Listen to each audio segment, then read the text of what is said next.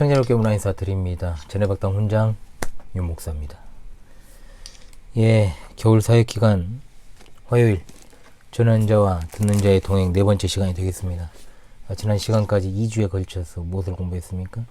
설교를 어떻게 들어야 될 것인가에 대한 시간을 가졌습니다. 오늘은 설교를 어떻게 들어야 될 것인가에 관한 주제로 전하는 자와 듣는 자의 동행을 또한 이 시간을 통해서 해나갈 수 있기를 원합니다. 우리가 현재 우리 신앙에 있어 아주 근원적인 문제를 제가 다루고 있습니다. 이 사실을 여러분 잘 기억하시고요. 오늘 이 시간에도 같은 마음으로 함께 동행해 주시기를 바랍니다. 자, 설교를 어떻게 들어야 되느냐? 즉 이제 청중이 설교를 듣기에 앞서서 어떤 준비를 해야 되는가, 여기에 대한 이제 실제적인 지침을 주는 그런 시간입니다. 많은 사람들이 설교자가 설교를 잘해야지 설교 듣는 사람한테 뭔가를 요구하는 것은 그 웃기는 건 아니냐, 이렇게 생각할 수 있습니다. 자, 그러나 전하는 자의 노력만으로는 절대로 효과가 나타나지 않습니다. 제가 광주 신실한 교회에서 10년 가까이, 물론 이제 제네박당부터 시작을 한다면 이제 15년, 부교육자 시절부터 이제 15년 넘게 그렇게 이제 설교 사역을 시작하면서, 그러니까 제가 이제 전도사로서 시무하던 그 직전 해부터 제가 이제 제네박당을 시작을 했거든요. 상당히 오래됐죠. 그게 2008년이니까. 그때 이제 느낀 것이 이겁니다. 그때부터 지금까지 이제 가르침의 사역을 수행하면서, 저는 전혀 훌륭한 설교자는 아니지만 아무리 훌륭한 설교자의 설교라도 또 가르침이라도 청중이 졸아버리거나 딴 생각해버리면 아무 영향력이 없다는 겁니다. 자, 듣지 않으면 무의미하다는 걸 말씀을 드리는 겁니다. 듣지 않는 것 중에 이유 중에 하나가 조는 것이니까요.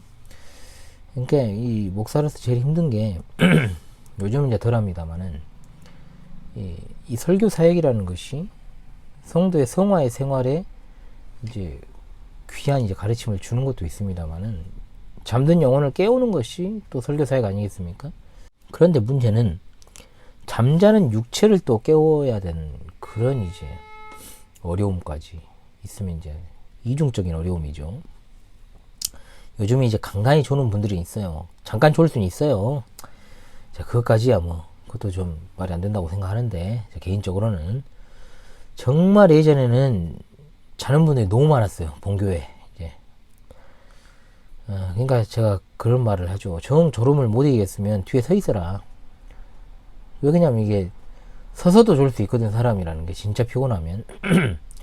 그러면 도대체 주일날 교회에 나올 때까지 도대체 무슨 일을 직전까지 했기에 그렇게까지 잠이 많이 올 수가 있는가? 예를 들어가지고 생계 때문에 새벽 아니 주일에 오기 직전까지도 일하다가 왔다가 하면 제가 모르겠습니다만 그게 아니거든요, 사실은. 근데 절대로 안 서고 안 서 있고 끝까지 그냥 졸고 있습니다, 앉아가지고. 무슨 배짱인지. 아니면은 당신 설교는 서서 들을 정도의 설교는 아니야. 솔직히 기분 나쁘죠. 그런 태도를 보인다는 것 자체가 전하는 자로서는 하나님의 스피커의 그 임무를 대행하고 있습니다만 그래도 사실 엄청나게 불쾌하죠. 사실은 어찌되었든 말씀 사역은 귀 있는 자에게 전하는 말씀이지 귀를 막고 있는 사람의 귀는 못 연다는 겁니다. 자, 그러므로 가장 중요한 거, 설교 듣기 위해서 평소에 준비가 돼 있어야 됩니다. 이게 첫 번째예요.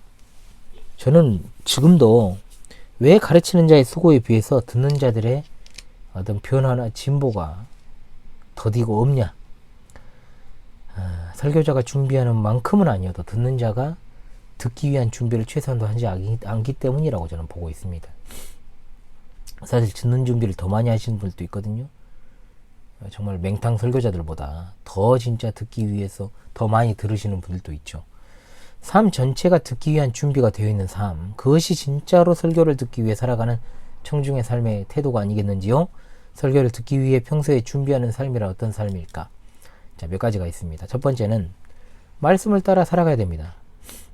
그러니까 평소에 말씀을 따라 살아가는 생각이 없는 사람에게 주일 예배 설교는 기대가 되겠습니까? 안 되죠. 어차피 주일에 좀 버티자, 이런 식이죠.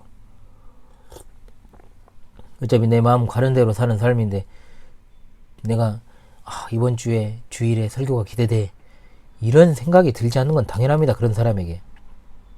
반면에 하나님의 말씀이 나의 삶을 이끌어간다. 말씀이 나에게 삶에 영향을 준다. 이러면 주일 설교에 대한 기대가 생기죠. 말씀이 내 삶의 이정표가 되면 당장 내 앞에 닥친 삶에 도움 줄 설교를 갈급히 해요. 사람이라는 게. 그러니까 설교가 끝나면 또 자리에서 일어서는 순간에 밥을 그냥 먹는 순간에 다 잊어버리는 것이 아니라 또 어떤 은혜가 기다리고 있을지를 진짜로 갈구하는 삶이 필요하다는 겁니다. 말씀을 따라 사는 삶이야말로 설교를 가장 잘 들을 수 있는 최상의 삶을 사는 사람이다. 두 번째입니다. 성경 읽기를 충실히 해야죠. 성경 지식은 설교를 이해하는 것과 비례를 해요. 그러니까 설교자가 같은 대상한테 한두 번 설교하는 게 아니고 매주 설교하는 청중을 대상으로 해가지고 성경에 나오는 모든 에피소드를 다 일일이 설명을 못 하잖아요. 그러니까 다른 시간들을 가져가지고 바르게 성경을 갖다가 들을 수 있는 그 사역을 위해서 저도 이제 요리문답도 하고 제네박당도 하고 여러 가지 이제 절별 강의도 했었는데 그것까지 하면은 주일이 너무 타이트하게 돌아가더라고요. 그래서 다시 시작은 하겠지만 그것은 주일이 아니라 주중에 이제 하려고 지금 마음 먹고 있습니다만, 그래서 설교 듣기를 위해서 성경 읽기 해야 되는 겁니다. 성경 읽기는 설교를 듣기 위한 최소한의 기초 트레이닝이다. 잘 기억을 해야 됩니다. 세 번째, 설교하는 자를 위해서 기도해야 됩니다. 기도해야 돼요. 설교자가 청중 위해 기도하고 설교를 준비하는 것처럼 청중은 설교자를 위해 기도하고 또 설교들을 준비해야 됩니다. 바울 사도와 같은 훌륭한 설교자도 말씀 사역을 위해서, 복음의 사역을 위해서 기도를 요청했지 않습니까? 이거는 우리 모두가 해야 될 일이기도 합니다.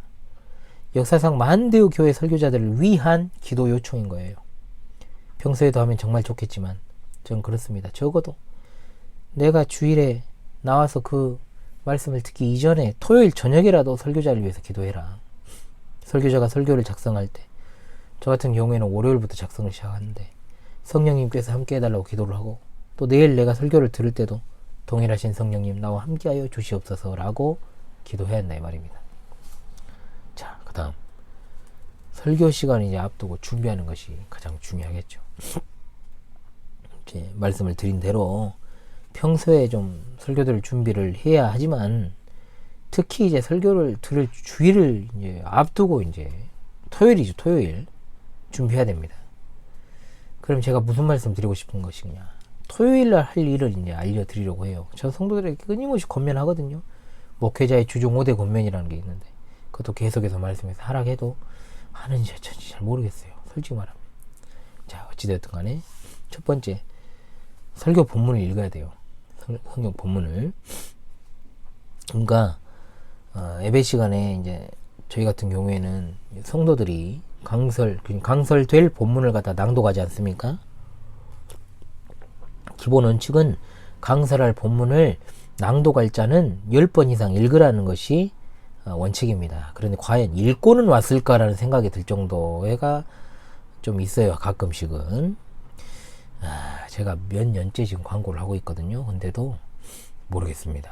지금 진짜 광고는 안 하는데 다시 말씀을 드리겠습니다.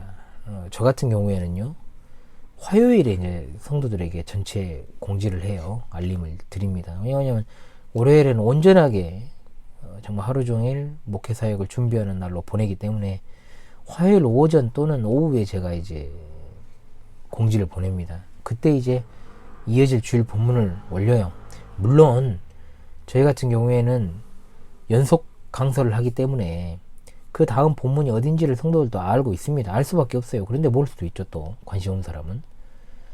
그래서 적어도 토요일에 내가 들을 하나님의 말씀의 본문을 갖다가 읽으면서 또 이 본문에서 드는 의문점들이 있을 거 아니에요. 사실상 그것을 적기도 하고, 그러면 이제 말씀을 들을 때 목사가 잘 말씀을 해설해 주면은 그 부분을 터치해 나가면 어떻습니까? 이제 분명히 내가 의문점을 가지고 있었던 것을 해소할 수 있지 않습니까? 분명 그런 사실도 있죠. 그렇다면 훨씬 더 말씀에 대한 기대를 가질 수 있게 된다는 겁니다. 참 이렇게 신앙생활을 해야 되는데요. 자, 두 번째, 이거 중요해요. 이거 빨리 자야 됩니다. 토요일에는 얼른 주무십시오. 제가 교회에서 부교육자를 하기 전 청년 시절에는 좀 토요일에 일찍 잠을 잤죠. 그런데 부교육자 시절에는요, 참 그게 있더라고요. 주일 사역에 대한 부담 때문인지 토요일에 잠을 잘 못 잤어요. 잠이 안 옵니다. 심지어 광주 신실한교회를 담임한 이후에도 쭉 그랬어요. 이유는 모르겠는데 그러다가 결혼하니까 조금 나아졌어요. 2019년인데 그것도 2019년 이제 사실상 같이 산 게 2019년 12월이거든요. 그때 좀 나아지더라고요. 뭐 특별하게 뭐 그런 게 아니고 마음이 안정돼서 그랬을까요? 모르겠는데 어찌됐든 간에 드리고 싶은 말씀, 토요일 저녁에는 빨리 주무십시오. 불필요한 일 많이 하지도 말고요. 뭐 해야만 하는 일이라면 어쩔 수 없지만 늦게 잠을 들지 않도록 해야 됩니다. 격한 운동 하지 마세요. 토요일에는. 신자들은 드라마 보지 마세요. 인터넷 하지 마세요. 게임 절대 하지 마세요. 특히나 토요일에 이렇게 시간을 보내다가 아침에 일어나서 주일 설교가 들리겠어요? 그러잖아요, 여러분. 우리 교회 같은 경우에는 10시 반이기 때문에 사실상 자고 일어나가지고 얼마 안 있다가 머리 멍한 상태에서 와가지고 말씀이 들리겠냐고요? 안 들리죠. 일단 수면이 부족하면 일단은 10중 8구 설교 시간이 좁니다. 졸아요. 특히나 요즘 겨울 같은 경우에는 환기를 많이 안 시키니까 어떻습니까? 산소가 부족하죠. 그러면 더 접니다. 더 졸아요 이제. 그래서 제가 난로를 히터는 트는데 연소되는 방식의 난로를 올해는 잘 안 틀거든요. 제가 지금 예배당에서는 저도 힘들고. 그러니까 졸음을 어찌할 수 없다면 이기려는 노력을 해야 돼요. 우리 앞에 앉아있는 그 두 아이들 덩치가 엄청 커졌는데 지금 얘들이 물을 엄청 많이 마시거든요. 그러니까 잠 오면은 물을 좀 마시라고 했더니 시도 때도 없이 물을 마셔가지고 지금 물 금지령을 내렸습니다. 문제는 어른들이죠.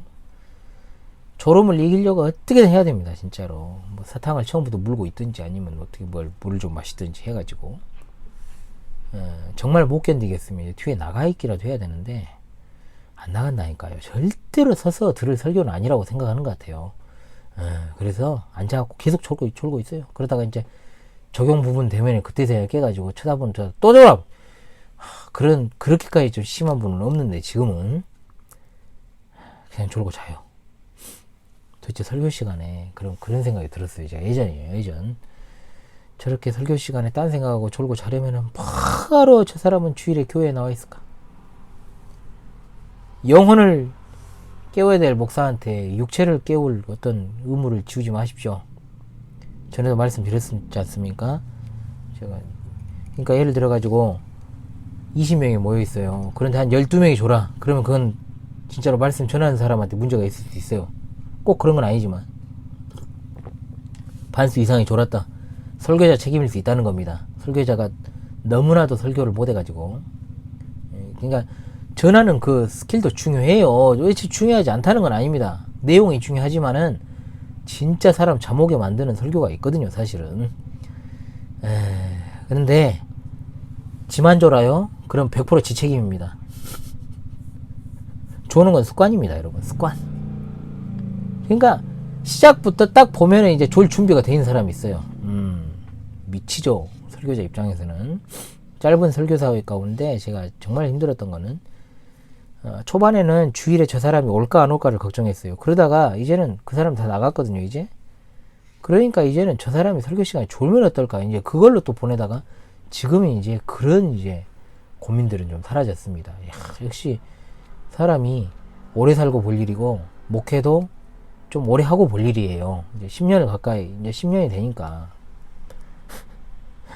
자, 그래서 이 김남준 목사의 게으름이라는 책이 있습니다. 여러분 한번 꼭 읽어보십시오. 그 게으름이라는 책을. 여기에 이제 이런 내용이 나와요. 졸음은 게으름이고 게으름은 성향 문제가 아니라 깊이 뿌리 박힌 죄에서 비롯된다. 이 굉장히 와닿지 않습니까? 그러니까 이런 사람들이 있어요. 나는 예전부터 원래 잘 졸았어. 핑계대지 마십시오. 난 학창시절부터 졸았어. 웃기고 있네. 안 졸려고 해야죠. 그거를 뭐 자랑이라고 말합니까? 설교 시간에 창에 걸터 앉아서 떨어져 죽은 사람이 있죠. 누굽니까? 유두고입니다. 자, 유두고 한번 기억해 보시다. 이 말이에요. 근데 설교 들을 때 졸다가 죽는다는 소리가 아니고요. 그 생각을 잘 해보시라 이 말입니다. 그리고 설교자를 위해 기도하라 그랬잖아요. 세 번째는 근데 설교자뿐만 아니라 자기 자신을 위해서 기도해야 됩니다. 세 번째가. 준비도 듣는 것도 성령께서 도우셔야 됩니다. 사탄은 언제나 우리가 사탄은 어떻게 합니까? 우리가 설교를 듣지 못하게 하려고 아주 엄청나게 방해를 해요. 새신자는 어떻습니까? 교회 못 오게 만듭니다. 그리고 교회에 안 빠지는 사람들은 다른 생각하고 졸게 만들죠, 이제. 정말 그 기간이 길었어요, 진짜로. 그거 설교에 집중한. 지금도 한 번씩 흐트러진 분들이 있는데 오직 기도가 힘입니다. 설교를 보면 설교 시간에 성도들을 보고 있으면 이 사람의 일주일이 보입니다. 보여요. 어젯밤에 뭐 했는지, 일주일이 어땠는지. 어젯밤이 아니에요. 일주일이 그냥 보이는 거죠. 일상이 어떤지가 보이죠. 그리고 네 번째, 주일에 허둥대면 안 돼요. 뭐냐면 주일 아침에 허둥지둥 예배당에 오지 않도록 해야 된다는 거예요. 저희 교회는 현재 주일 오전 11시가 아니라 10시 반이죠. 실시간 방송 제가 20분부터 켭니다. 그럼 적어도 어째야 되겠습니까? 제가 아주 그냥 입이 아파요. 입이. 실시간 방송도 이제 어떻습니까? 1년이 지나고 1년 한 1개월째 이제 접어들고 있습니다만은 적어도 주일 10시까지는 다 와야 됩니다. 와가지고 이제 앉아 있어야 돼요. 사실은 20분부터 실시간 방송에 20분 전에 와야 될 거 아닙니까? 초창기부터 지금까지 그렇게 호소했음에도 이제 11시 예배 때도 그랬고요. 이제 아직도 실시간 방송이 켜진 이후에 오고 그렇게 늦게 왔으면 바로 자리에 앉아야 되잖아요. 그래 챙길 거 다 챙기고 또 할 거 다 하고 겨우 앉아야지. 일단 늦었으면 가만히 있어야 되잖아요. 예의상으로도. 하닥하닥하닥하닥 미쳐버릴 것 같아요, 진짜. 왜 안 될까? 진짜 왜 그게 안 될까? 왜 안 될까? 그게 당연하다 생각하고 그것이 의무라고 생각하면 회사 회의 시간에 늦겠냐고요. 사람들이 안 늦죠. 응? 찍혀가지고 잘릴까봐 안 늦죠. 근데 교회는 늦어요. 머리 바쁘까 주일 아침에 그렇게 말해도 안 늦는 거 보면 영적으로 문제가 있는 것 같아요. 그러니까 일찍 서둘러서 준비하고 아침에 뭐 차량 운행하는 것도 아니잖아요. 본인 차 그냥 본인 몰아서 오는 건데. 저는요 사실 제가 주일 아침에 차량 운행을 한 거가 20년이 넘죠. 제가 지금은 안 하고 있거든요. 지금은 안 하는데 지금은 안 하지만은 제가 십수년 교육 천년 때부터 제가 차량 운행을 했거든요. 주일 아침에. 그러면 차량 운행을 하면은 다른 사람을 데려와야 되지 않습니까? 그러면 얼마나 일찍 준비해야 되는지 몰라요, 사실은. 그러면 지금이 아니라 성도들이 다 차를 운행하니까 그때 초창기 때는 차가 없어진 성도님도 계셔가지고 차량 운행 했거든요. 그래서 지금은 안 합니다만은 제가 주일 아침에 인도한 사람들, 아이들, 성도들 차량 운행하기 진짜 바빴어요. 제가 진짜로 지금까지. 지금이야 그런 수고는 좀 덜었습니다만은 지금 차량 운행하고 있군요. 제가 안 한 건 아니네요. 권사님 모시러 가거든요. 제가 생각해보니까 하고 있구나. 너무 정말 차량 운행이 힘들었던 때가 있었기 때문에 이건 차량 운행으로도 이제 생각이 안 드는 것 같네요. 예. 그래서 자기 한 몸, 자기 식구들 그냥 오는 거잖아요. 근데 왜 그걸 못 맞춰요? 핑계와 이유는 끝도 없어요. 끝도 없어요. 자, 여러분 책임이지. 왜 그걸 갖다가 이해를 요구합니까? 그러지 마십시오. 회사라고 생각해 보세요. 그렇게 못 합니다. 절대 못해요, 그렇게. 그죠? 잘리죠? 그렇게 했다간. 그럼 절대 그렇게 안 하죠. 그러니까, 회사 CEO 말은 들어도 하나님 말은 안 듣잖아요. 여러분 한번 진짜 잘 고민해 보십시오. 우리가 어떤 태도로 살아가야 되는지. 하나님을 너무 경호로 여기고 있지 않은지, 사실은. 집에서 예배하시는 분도 마찬가지입니다. 시간 되면 딱 먼저 좌정하고, 기도하고, 그러면서 예배 준비해야 됩니다. 옷도 똑같이 예배당에 나가서 하나님 존전에 나아간다는 자세로 깔끔하게, 남자분들은 정장을 입고 여성분들은 깔끔하게 최대한 단정한 복장으로 예배해야 돼요. 집에서도. 양말도 안 신고 막 그렇게 예배하면 안 되고요. 절대로 안 됩니다. 예배당이라고 똑같이 생각하고 그래야 그게 교회지. 그렇지 않으면 교회가 아니죠. 자, 우리 본교회 성도들에게 말씀드립니다. 20분에는 다 앉아 있어야 돼요. 무조건 다 20분에는. 절대 그러지 마십시오. 10시까지 다 와야 돼요.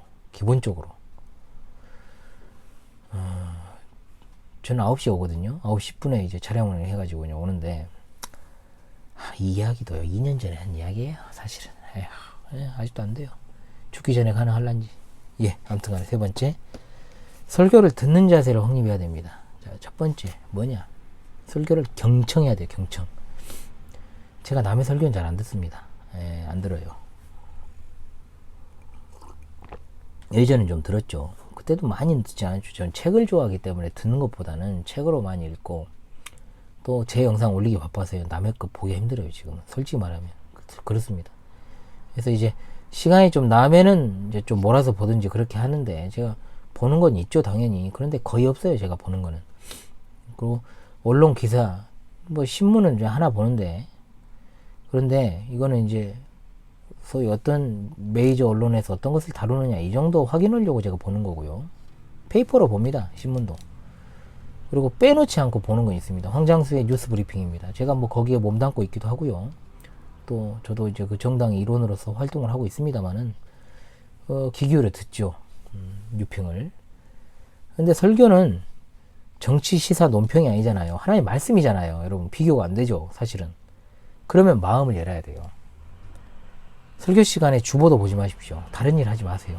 아직도 다른 일 하는 분들이 있어요. 막 다른 거 보고 있고, 막 스마트폰 보는 사람들 정말 혐오합니다. 전 진짜 어떻게 예배 시간에 스마트폰을 볼 수 있죠? 시계를 본다고. 왜 시계를 왜 봐? 내가 봐요, 시계는. 시계 보지 마요. 때 되면 알아서 다 예배는 정해진 시간에 다 하는 건데. 예배 후 일 생각하고 있죠. 회사 일 생각하고 있죠. 설교가 아닌 다른 주변적인 거 신경 쓰지 마십시오. 물론 시은이가 태어나가지고 시은이에게 많은 이제 우리 교회 성도들이 이제 주목을 하고 있습니다만, 그래도 조심해야죠. 그렇지 않습니까? 설교자를 봐야 됩니다. 왜 보라고 하겠습니까? 설교자가 입만 뻥끗거리는 게 아니잖아요. 분명히 표정이나 몸짓, 제스처 다 연결이 돼 있습니다. 듣고 거기에 반응도 좀 하고 표정도 좀 짓고 공감을 해야죠. 공감을 일부러 할 필요는 없지만은 억지로 하면 뭐 이상한 거잖아요. 그건 또. 근데 어떻습니까? 아이고, 참. 자기가 좋아하는 관심사 이야기할 때는 눈이 커져가지고 목소리 높여서 이야기하다가도 설교 시간만 되면 눈 풀려가지고 있고, 딴 데 쳐다보고 있고, 누가 보다 딴 생각하고 있고, 딴 거 보고 있고, 졸고, 맥락 없이 웃고, 혼자. 뭐겠습니까? 설교 듣다가 혼자 다른 생각하다가 웃는 거예요. 응? 그러다가 반응도 없고 표정도 없고 시종일관 그대로 있다가 밥 먹으러 가요. 목사가 설교 원고 작성할 때는요, 성도들의 삶을 떠올리면서 작성을 합니다. 본교의 성도. 그래서 제가 사실은 어떤 화상 예배의 단점 중에 하나가 그거거든요. 본교회를 위한 설교거든요, 사실은. 말씀 해설만 하는 게 아니잖아요. 적용점 안에는 모든 성도들의 삶에 있어서 들어야 될 말씀이 들어가 있으니까요. 그래가지고 그 성도들의 삶을 생각하면서 그 정말로 그 용지에다 적어 나가는, 그 녹여내서 쓰는 것임에도 불구하고 전달이 안 될 때는 공중으로 흩어져 버리는 일이 부지기수입니다. 좀 여러분, 목마름을 가지고 설교를 들을 필요가 있다라는 걸 말씀드리고 싶어요. 그리고 설교는 하나의 말씀으로 받아야 돼요.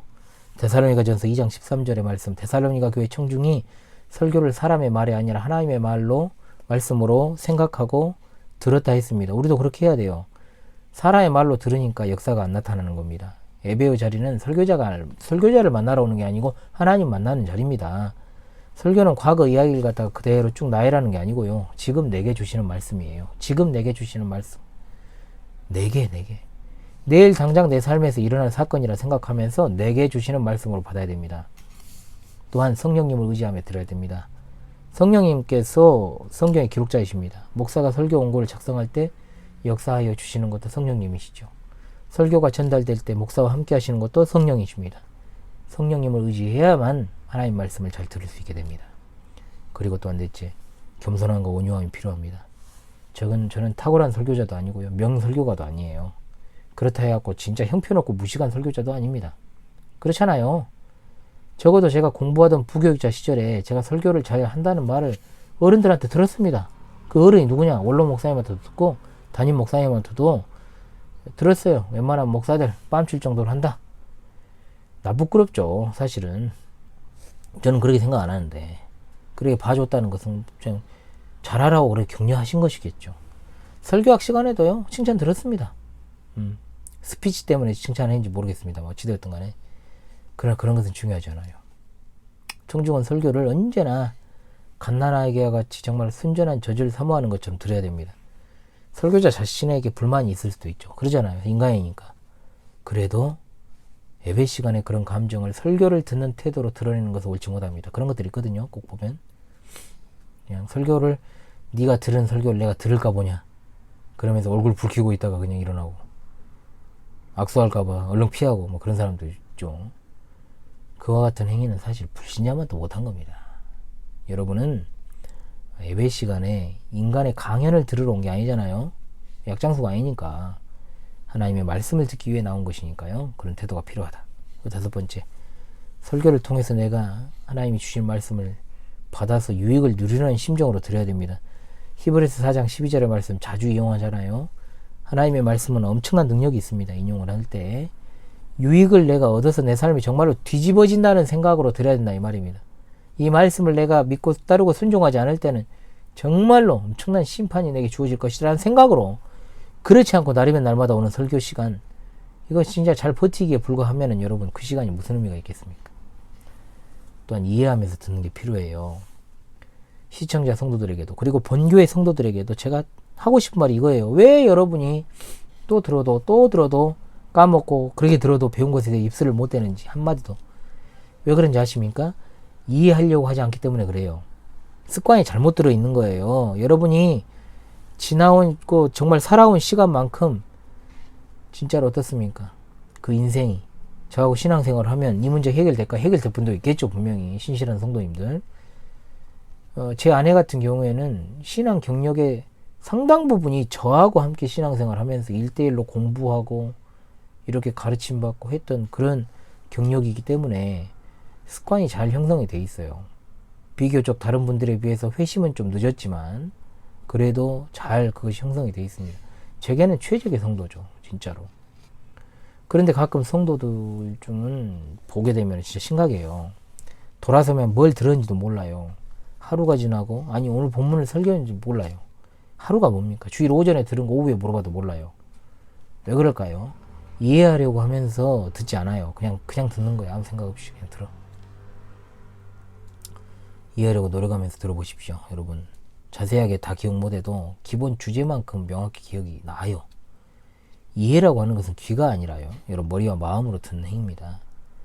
막연하게 가만 앉아갖고 듣는 것은 누구나 할 수 있죠. 귀는 뚫려있죠. 막혀있지 않잖아요. 예배 시간에 여기다가 아이팟 끼고 있는 사람 없잖아요.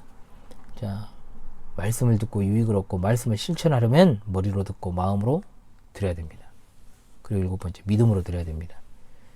히브리서 4장 2절의 말씀이 바로 이거죠. 말씀이 유익이 되려면 들음과 믿음이 하나가 돼야 된다. 베드로후서 2장 5절에 나오는 것처럼 노아는 구약시대에서 아주 중요한 설교자였죠. 노아가 긴 시간 동안 단순히 방주만 만든 것이 아니라 장차 홍수가 있을 것이라고 사람들에게 분명히 메시지를 전했다는 겁니다. 그러나 사람들은 노아의 말을 들었음에도 믿음에 결부시키지 않았어요. 방주를 만드는 날 노아와 함께하지 않았습니다. 방주에 타지도 않았습니다. 결국 그들은 심판의 날 다 물에 잠겨 죽었습니다. 믿음은 설교를 들음으로 생기지만 듣기 위해 필요한 것이 또한 믿음이라는 것 또한 잊지 마시기 바래요. 자, 그러면 설교 듣기에 필요한 몇 가지 사항들. 설교 주제 파악 굉장히 중요하죠. 보통 설교에서 주제는 제목에서 나타나기도 하지만 서론이나 본론이나 결론, 그러니까 저 같은 경우에는 결론점에 분명히 나오죠. 이것을 요약해서 정리해두면 나중에 떠올리기가 좋아요. 그러니까는 저는 메모를 하지 말라고 저는 초창기부터 말을 했거든요. 그러니까 그걸 왜냐, 아직도 듣는 훈련이 많이 안 돼 있어서 메모하면서 오히려 못 듣더라고요. 메모하지 마라. 제가 그랬는데 너무 또 메모를 안 하더라고요. 또 메모를 해야 할 때 또 안 해요. 또 아직도 제가 그러잖아요. 요리문답 때는 필기도구 좀 빼놓으라 해도 아직도 안 빼놓잖아요. 앞에 있는 두 어린이들. 자, 두 번째, 적당한 메모는 도움이 돼요. 그런데 그러니까 제가 이 말을 드리고 싶어서 하는 말이에요. 적당한 메모를 좀 해야 되는, 그조차도 안 하더라고요. 너무 메모를 해도 못 들으니까 하지 말라는 거였고, 어차피 적어놓은 것도 안 보거든요. 사실은 10중 8구 안 봐요. 그리고 적는 방법도 몰라요. 집중해라. 그런데 너무 심하게 안 적어요. 그런데 한 번은 그런 적이 있어요. 특정 성도가 엄청 열심히 적더라고요. 그래서 감격을 했죠. 정말 얼마나 열심히 들었는가 해서 딱 보니까 주부에다 낙서를 해놨어요. 집중이 안 되거나 졸릴 때, 딴 생각할 때 보통 낙서하죠. 마음이 심란할 때. 아무 씨알데없는 짓거리입니다. 그거 하나님 앞에서 죄예요, 그거. 자기가 듣고 핵심적인 사항을 메모했으면 상관이 없는데, 그게 안 되는 사람이 적으려고 하면은 오히려 못 들으니까 은혜 받기를 그 자리에서 위해서 은혜 받기를 노력해야 되는 겁니다. 결론 중요합니다. 결론. 아까도 말씀드렸잖아요. 시종일관 졸다가 결론 부분에서 또 듣는 사람이 있다. 그러니까 이거를 갖다가 또 육체의 기회로 이용하면 안 되는데요.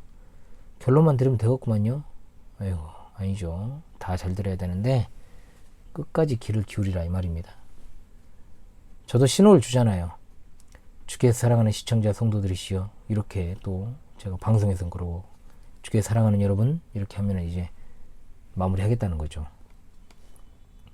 똑바로 정신을 차리고 들어야 됩니다. 또한 그리고 아는 내용이 나와도 흘겨듣지 말고 집중해야 됩니다. 제가 광주 신실한 교회에서요 9년 하고 지금 일주 설교 사역을 하고 있어요. 제가 남한테 주일에 설교 맡긴 것이 딱 한 번이라 그랬죠. 그래서 세 보니까 총 468번의 주일 설교를 했고, 그 외에 오후 설교, 수요 교회 기도회 이런 것들을 다 포함하면 1500번이 넘는 것 같더라고요.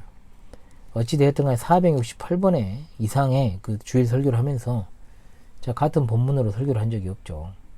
제가 유튜브 영상만 지금 1100개 이상으로 올렸잖아요. 물론 그 중에서 설교가 아닌 다른 거 있지만, 근데 한 80%는 거의 말씀을 전한 거죠.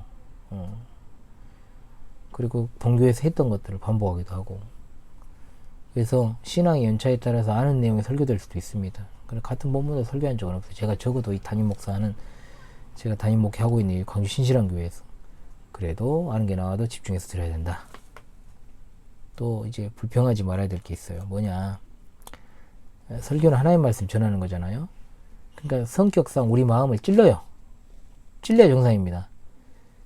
그러니까 어떤 사람들은 그래요. 나 때리는 설교한다. 그게 저격 설교라 그래요. 그걸 불만을 갖는 경우가 있습니다. 잘못된 겁니다. 자, 아무리 좋은 말을 들어도 책망을 했을 때 여러분 기분이 좋습니까? 안 좋아요. 근데 성경을 충실하게 전하는 목사는 책망을 많이 할 수밖에 없어요. 얼토당토 하는 걸로 때리는 건 이제 목사가 문제인 거죠. 그거는. 그러나 그러지 않고요. 성경을 충실히 전하는 목사는 책망을 한다. 특성상 있는 일을 격려하거나 칭찬하는 것보다는 그 좋지 않습니다. 그거는 솔직히 말하면 어디 설교를 갖다가 칭찬하는 설교를 하고 있어요. 그거는 아니죠. 죄와 허물을 지적해야죠. 잘못을 바로잡아야죠. 교정을 해야죠.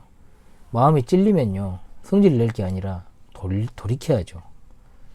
성경에는요 그렇잖아요. 책망을 들은 사람이 반응을 전혀 상반되게 보이는 장면, 사도행전 2장에서 베드로 사도의 설교를 들은 청중이 어땠습니까? 마음이 찔려가지고 어찌하면 좋을까 그랬죠. 그런데 사도행전 7장에 등장하는 스데반의 설교를 들은 사람들이 마음에 찔림을 받았는데 어떻게 했습니까? 스데반을 죽였습니다. 이처럼 설교라는 것이 아멘으로 화답하게 하는가 하면 때로는 굉장히 불쾌함을 주기도 해요. 그렇죠? 이럴 때 책망 듣는 게 싫다고 불평하면 설교가 의도한 목적과 반대로 가게 됩니다. 책망을 들었다 해서 불평하지 마시라 이 말입니다. 설교자의 책망은 설교자를 바라보는 것이 아니라 청중 자신을 바라보라는 거죠. 그러니까 오늘날 사실 그렇잖아요. 강단 아래에 회중석에 앉아있는 양반들 다 위로받고 하고 싶어하는 사람들이 넘치잖아요. 디모데후서 4장 3절로 4절에 마지막 때가 되면 바른 교훈을 들으려 하지 않고 자기 귀를 갖다가 긁어주는 설교자를 찾는다 했어요. 모든 가르침에 있어서 책망이 없으면 믿음이 온전하게 되지 않습니다. 이미 말씀을 드렸던 것처럼 설교 들을 때 나를 저격하는 것은 정말 설교를 접할 때가 있어요.